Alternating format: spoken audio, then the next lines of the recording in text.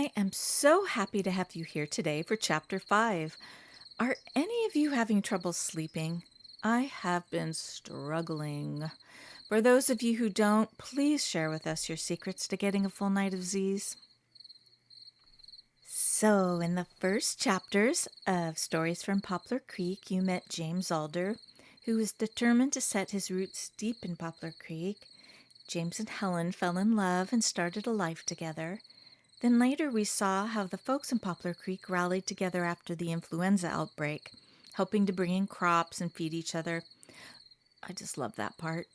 And then finally, in Chapter 4, we saw those two crazy lovebirds, Jonas and Charlotte, get together.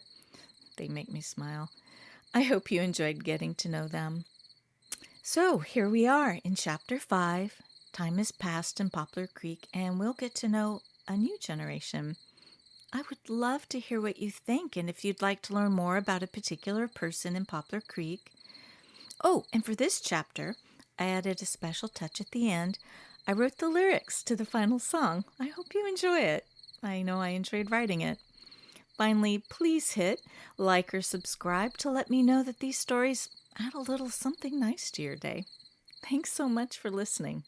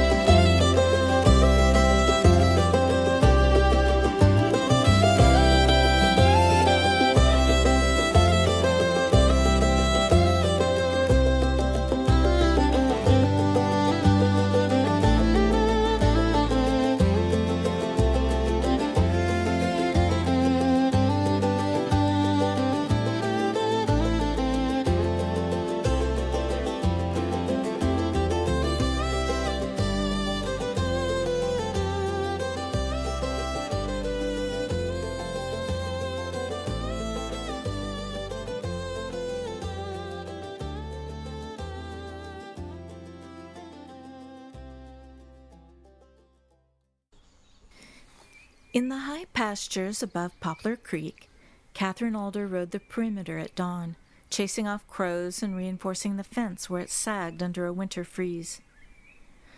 From the hill she could see the Alder homestead, smoke rising comfortingly from the chimney. The place had grown in increments, a new outbuilding, a new hand, a new stone wall, a new sister. "Margaret," she called, pointing across the field. "I see another break in the fence." Margaret pulled up beside her. "We'll need more posts." Margaret urged her horse and galloped across the pasture toward the barn, her dark hair trailing. Catherine waved to Alice and her dog, Rudy, as they emerged from the barn below. Alice returned her greeting before returning to her task, shovel slung over her shoulder. If it was so much as hinted at that James regretted not having sons, he would just shake his head. His children brought him great joy, and he marveled as they grew in competence. Catherine's marksmanship or Margaret's way was setting a bone without flinching. Alice had been helping with the Volings from a young age, demonstrating an uncanny grasp of their care. At the supper table, Helen taught geometry alongside embroidery, while James insisted each daughter learn to mend a fence as well as she could mend a shirt. He took them hunting, insisting they learn the land, the weather, and how to feed themselves. At school, Mrs. Ingram would watch them recite their lessons with a gleam of pride. "Unnatural," Reverend Caldwell had been heard muttering when the girls rode into town. Yet anyone who spent time with the Alder women recognized that their strength never diminished their tenderness. It simply ensured their survival in a land that forgave no weakness. Catherine's graceful form, golden hair, and gray eyes belied her skills in the saddle and with a gun. She held her reserve and was a natural leader, sensible and analytical. At 18, Catherine was attracting the attention of the young men. Their gazes lingered a moment too long on Catherine, their eyes following her, noting how the sun caught her hair. Truth was, more than one young man had miscalculated Catherine's elegant, dignified demeanor. She insisted that men behave in a way that she could respect, and suffered no fools. Margaret's dark hair ran as wild as she did. She was fearless and possessed a powerful empathy. She had her mother's rich voice and could quiet any animal or person with a song. Young Alice saw the world with wonder through bright amber eyes. She never knew a stranger and was clever and quick and curious about the world around her. At 13, she was starting to move from childhood to womanhood, some days more one than the other. The noon bell rang for dinner. Margaret and Catherine washed up as Alice set out the table. "Maggie, we have some business to discuss with you," said James as he dished up potatoes. "What's that, Da?" Margaret asked, her curiosity piqued. "Your Uncle Isaac needs an assistant," Helen explained. "How would you feel about apprenticing with him? He believes you have the aptitude and the demeanor to make a fine medic." There's a lot to do around here. Can you spare me?" Margaret asked. "We could take on a hand if it's something you'd want to do," James said. "More like 2 hands," Margaret teased her father. Helen smiled. "She's not wrong, James. You'd stay in town with your Aunt Lillian and Uncle Isaac, since doctoring keeps uncertain hours. You'd finish your term in school, and Isaac will see to your additional studies afterward," Helen explained. Margaret turned to Catherine.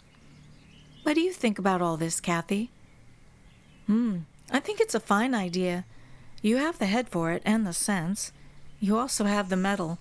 And Lord knows we can't have enough medics in town," Catherine answered matter-of-factly. "I can visit home as often as I can?" asked Margaret. "And hunt with Da," she said, turning to her father. James smiled, careful not to betray his sadness for how quickly she had grown up. "Couldn't do without you, Maggie." Margaret smiled and nodded her head. The matter was settled. "Alice, please don't feed Rudy at the table," said Helen. "Can I go to town with you to help move your things?" asked Alice. "Course you can," smiled Margaret. "You can have my room, too." The sky had turned clean and blue. Perfect weather for a Sunday picnic. Church bells had drawn families from the outlying ranches and scattered farmsteads, the ring of wagons and the clatter of shod hooves echoing along the muddy road that cut through the center of Poplar Creek. The Alder girls rode in ahead of their parents, Catherine and Margaret side by side at a dignified canter, Alice following with Rudy loping behind. Because riding was as natural to the older sisters as breathing, they never considered the impression they made cresting the last rise coming into town, their posture unconscious and unsteadied in the saddle. At the edge of Main Street, the girls slowed their mounts to a decorous trot for the final approach. When they hitched up outside the clapboard church, the effect was that of a small, bright parade. Margaret tidied her hair and retied her bonnet. Alice tied Rudy to a tree with a water bowl. The men in town, hands in pockets, hats low to the sun, turned as one to watch. Even the women could not keep their eyes entirely to themselves, following the well-worn boots and keen forward way that the elder girls carried themselves. Reverend Caldwell, standing at the steps in his black coat and white collar, eyed the girls' unladylike entrance with the gentle condescension reserved for the young and the unrepentant. Inside the church, the pews creaked and the congregation murmured over the bustle of families arranging themselves. Catherine leading the way, the girls took their seats in the second row with their father, folding their hands with the practiced patience of children who would rather be outside, but who endured the sermon with a mutual understanding that there would be a picnic and music and games to follow. Helen struck up a hymn on the piano, and the congregation rose to sing. The service itself was a trial. Reverend Caldwell's texts were always elaborate and winding, and he never missed an opportunity to point out the dangers of vanity and the need for humility in an age of progress. Catherine kept her face composed, but Margaret could be seen to smirk when Caldwell's gaze slid toward their row. Alice spent more time peering at the dust motes floating through the shaft of light above the altar than at the pulpit. Catherine's eyes narrowed, however, when the Reverend Caldwell read the topic of the sermon, Domestic Duty and True Womanhood. What followed was a sermon on the virtues of meekness and submission, with the Reverend's gaze lingering pointedly on the second row. When he shifted to the subject of widows, his voice hardened as he stared directly at Eleanor Hastings. A woman bereft of her husband's guidance, he intoned, must remember her place and seek the protection of a new marriage, lest she fall into unseemly independence. Let us pray, intoned Reverend Caldwell. The Amen was the cue for the final hymn, but when the piano failed to strike the chord, the Reverend looked over, confused. Helen was not to be seen. The service ended awkwardly, and the exodus into the churchyard was immediate. Families streamed out the double doors, stretching, greeting neighbors, wrangling their children, and the spread of baskets and food on the patchwork of quilts that dotted the green behind the church. Catherine gave her father a knowing look and then hurried in Sarah Goodwin's direction. Margaret found the Turners, and Alice gathered Rudy. James wandered in the direction of the creek, where he knew he'd find Helen. James dropped down next to Helen, who was staring at the water. He spoke full words, Helen. Every man in this territory knows the value of the women in this town. Helen managed. And where was the Reverend when Thomas Hastings was beating Eleanor? James looked up, his jaw tightening. I didn't know. Oh, she hid it well. Never complained, not even to me, after the Reverend told her she just needed to submit to Thomas. And how dare he go after our girls? I plan to speak to him about that, said James. Oh, I intend to stay silent, seethed Helen. Oh, yes, as becomes a true woman. He cannot have my music, and he will not have my song. I'll not step foot in there again, and neither will our daughters. James and Helen lay side by side looking at the clouds. Do you remember when we first sat here together, Helen? James said softly. Helen let out a breath and smiled. I do.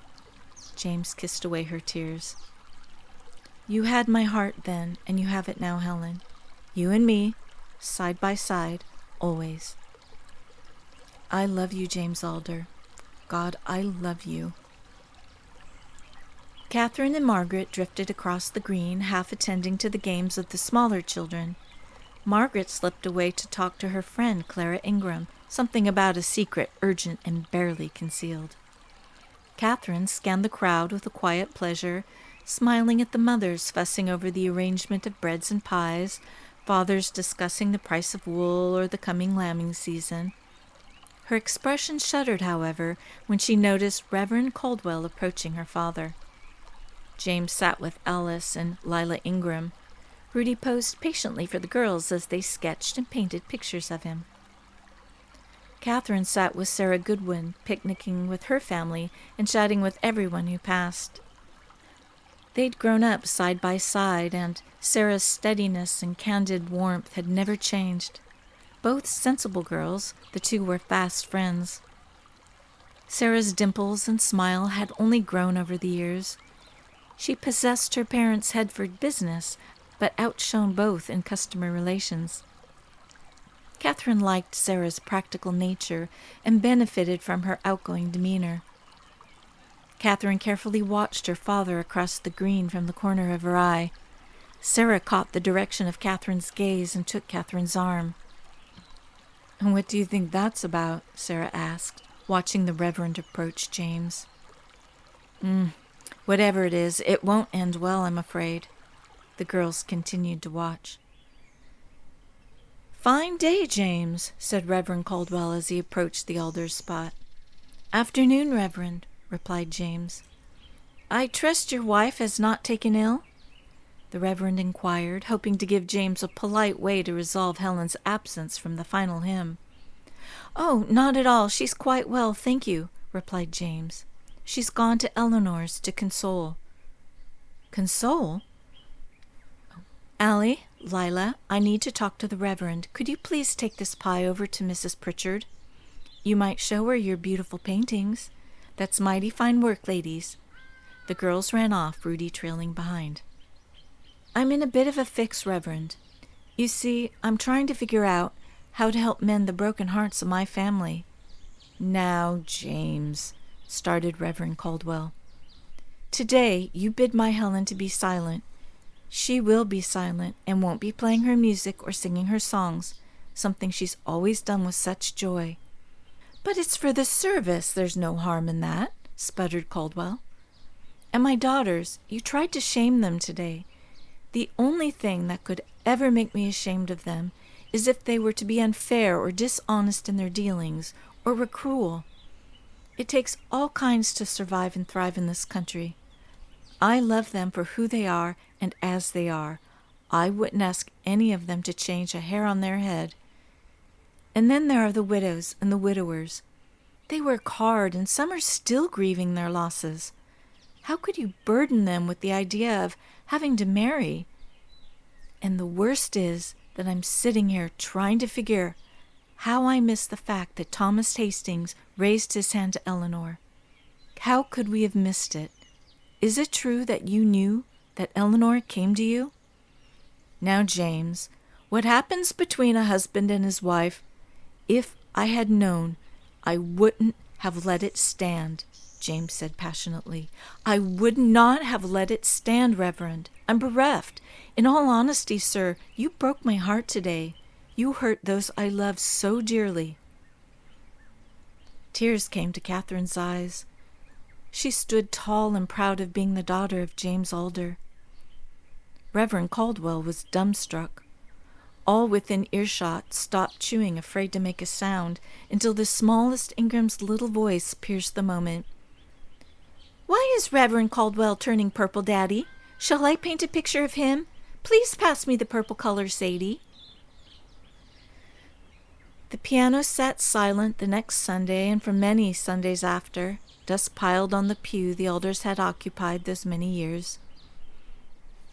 It was several months later when the stage rolled in and the Caldwell family loaded up. James approached the Reverend. "Sir," James said quietly, and Reverend Caldwell turned. "You were there when our Ma, Pa, and Rose died. You said the words over them, and I'll always be grateful for that." Tears filled Reverend Caldwell's eyes, and James's too. The two men hugged and bid their farewells. The stage departed, leaving tracks in the mud. Margaret rode alongside her sister Catherine as they headed into town. Her parents followed behind in the cart, carrying Margaret's trunk, Alice and Rudy happily installed in the bed, both singing as it rolled along. When they pulled up in front of the doctor's office, Lillian and Isaac stepped out to greet them. Margaret tied up her horse and ran to hug her aunt and uncle. "Go on up, my dear," Lillian said to Margaret. "Bedroom top of the stairs, on the right." Margaret found the room, sunny and light, with a desk under the window that looked out to the hills. A beautiful quilt done up in red and pink flowers covered the bed, and a washstand sat to the side. At 16, Margaret had never been away from home for more than a night, except when out hunting with Da. She picked up the books on the desk. James entered, carrying her trunk. "Where would you like it, Maggie?" James asked. "Just there, at the end of the bed," said Margaret nervously. "Da, I feel so scared all of a sudden. It seems so silly." "My Maggie afraid." "I suppose it's natural. That's just you making a new beginning, the unknown." "What if I don't do well? I don't want to disappoint." "Maggie, you could never disappoint me. The only failure is in not trying. You'll learn along the way. Take instruction and do your best." Isaac didn't choose you to be kind. He believes you are suited to it. If you decide you're not, you can reevaluate. But promise me, you'll give it a good chance." Margaret threw herself into her father's arms. James held her, remembering the first time he held her. "Are you crying, Da? I'm not that far away. You can visit whenever you want." James laughed. "Come on, go take leave of your mother." "Well, I don't think she'll fuss as much as you are," Margaret teased. "Ma, there's a big bed," Margaret called as she bounded down the stairs. "That's my old room, Meggie." Helen smiled. "Do you like the quilt?" "You made that. It's beautiful," Margaret said, throwing her arms around her mother. Margaret, Lillian, and Isaac waved goodbye to the Alders as they headed home. Lillian turned to Margaret. "Come on over to the shop, Margaret. I have a surprise for you." They walked to the dress shop. Mrs. Pritchard greeted them, and Lillian sat Margaret down in the parlor. "You'll be needing a couple of aprons and a work dress. And if you'd like to take a look at these plates, you'll be needing a couple of town dresses, too." "What colors am I, Aunt Lillian?" Now let me see." Lillian leaned forward and tilted Margaret's face to the light. "You are dazzling, my dear. You're like a sunset ablaze with fire, corals and gold, and a blue like a lake in the autumn for when you feel quiet." Margaret smiled. Eleanor Hastings had not expected widowhood to be a liberation, but as the years wore on, she found herself at ease for perhaps the first time since her girlhood, no longer tiptoeing around a husband's moods, no more living in fear of a word or gesture turning to blows. The loneliness in the early years after Thomas's sudden passing during the influenza outbreak had nearly undone her. At first, it was as if the air itself had changed, as if every corner of the house and even the very ground outside were hollowed out, echoing with some wild new emptiness. But necessity reasserted itself, as it always does, and Eleanor found herself in demand, both for her hands and her heart. As midwife, she had caught almost every child born upriver or up the mountain in the previous decade, and her quiet, unfussy way of meeting pain and panic with a steady gaze was all the more prized for it. The town's families, farmers, trappers, and miners, began to lean on her for more than birthing. Eleanor's knowledge of folk remedies, her willingness to serve as a listener and confidant, and her unerring ability to keep a secret were all in high demand. The Hastings homestead always had a pot of coffee on, and her tidy kitchen, whitewashed with geraniums and amaryllis and old tins on the windowsill, became a gathering place for anyone needing advice or just good company. She was particularly beloved by the mountain people, who regarded her as something between a healer, a neighbor, and a trusted diplomat. Eleanor had a way of moving between worlds. She spoke the clipped grammar of the town professionals and the earthy vernacular of the trappers and woodsfolk, and her face did not judge, even when stories got twisted or truths were told sideways. For all her usefulness, Eleanor rarely accepted coin. She preferred barter, and in a region where money was scarce and pride plentiful, this made her a favorite among the less fortunate. People paid in eggs, cheese, pelts, or sometimes a little moonshine. She never drank it herself, but saved it for her infamous cherry cordials, which she distributed at holidays as medicine or mercy for whoever was hurting most. She took fierce pride in her little orchard and garden, coaxing impossible vegetables from the rocky slope behind her house, and maintaining by sheer force of will a row of spindly apple trees that produced a few small sweet fruit every other year. Jonas had designed and helped her build a hothouse. This allowed her to grow earlier and later in the season. Her produce became the backbone of her modest business. Twice each month, Eleanor would hitch her old sorrel mare, Sal, to the cart and load it with whatever she had: bushel baskets of turnips and onions, jars of preserves, bundles of dried herbs, and her mark of distinction, small wedges of the sharp goat cheese she made from the 2 aging nannies she kept behind the shed. She would drive the cart up into the mountain settlement, setting up shop outside of Mary Murphy's homestead to trade or sell.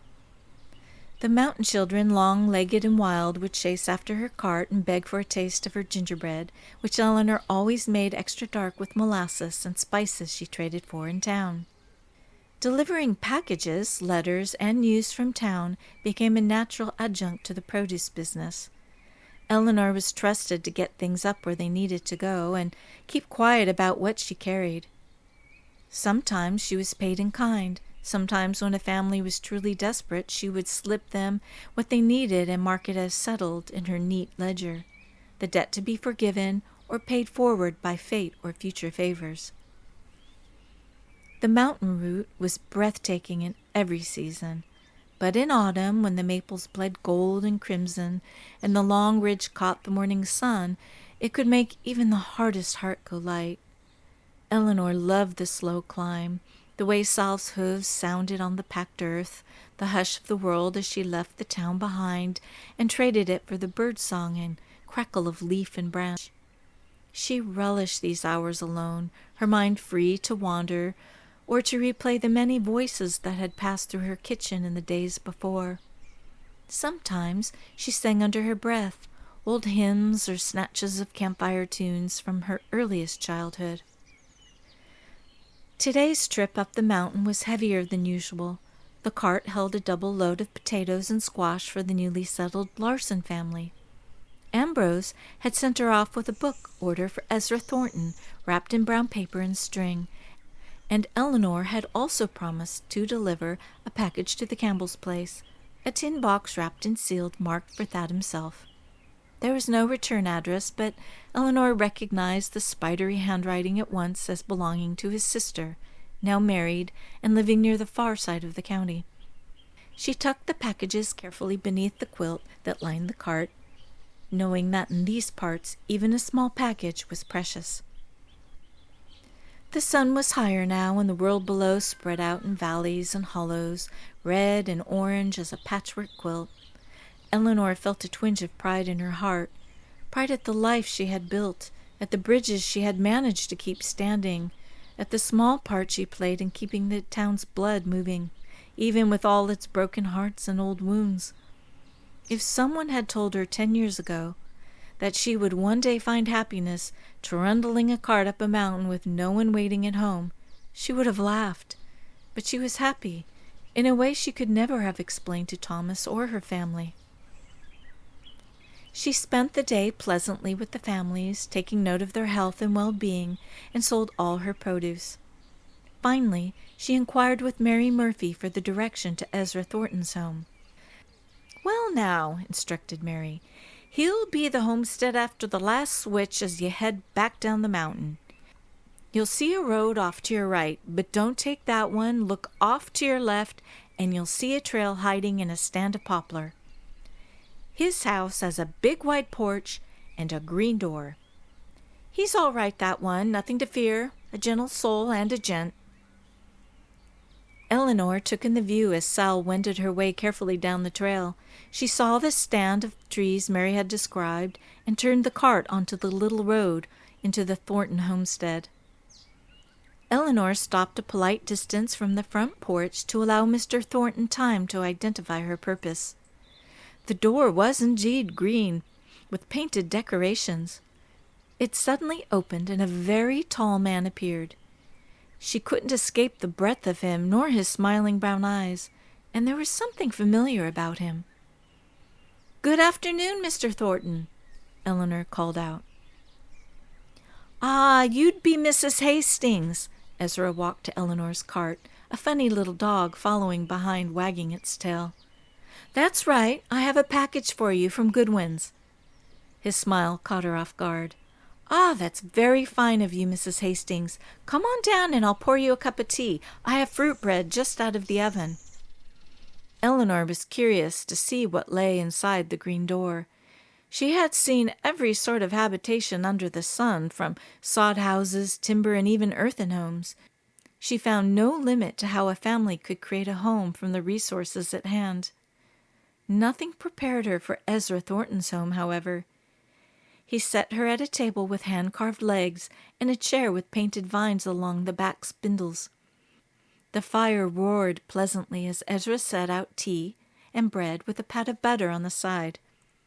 "Fancy a game of checkers?" he asked pleasantly. As they played and ate, Eleanor marveled at the books and dozens of drawings covering the walls. "You did all these, Mr. Thornton?" she asked, pointing to the wall of sketches. "Yes. Let me see, I think there's one of you here."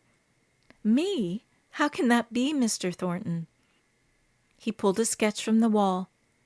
"Here you are. You wouldn't remember when we met, I suppose. It was a terrible long time ago. At Goodwin's. You were in there with your friend, Mrs. Turner." Eleanor searched her memory. "I do remember. You had a longer beard then."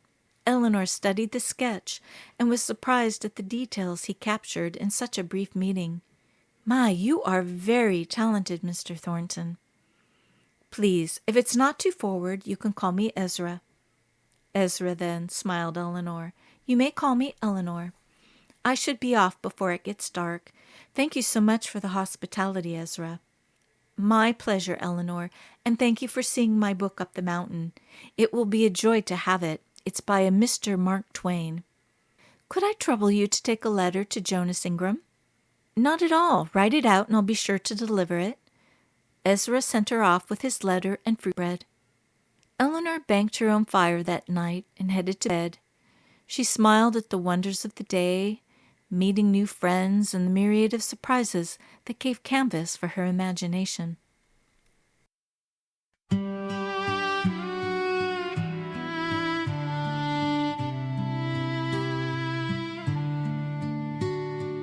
Watching the clouds cross a sky so big, so blue. Nothing more that I want than to lie here watching them with you.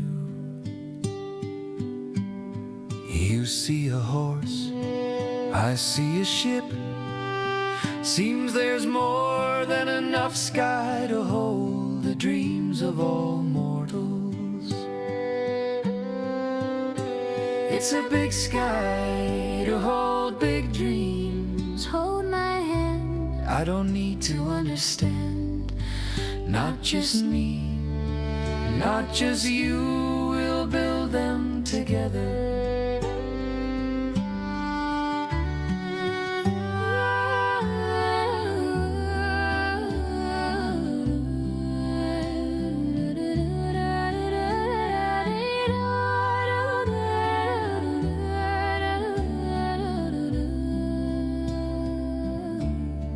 I see the world put color in your eyes, some shadows and light, bright hellos and goodbyes. Who am I to stand in your way? I'm here to help you stand. It's a big sky to hold big dreams. Hold my hand, I don't need to understand. Not just me, not just you, we'll build them together.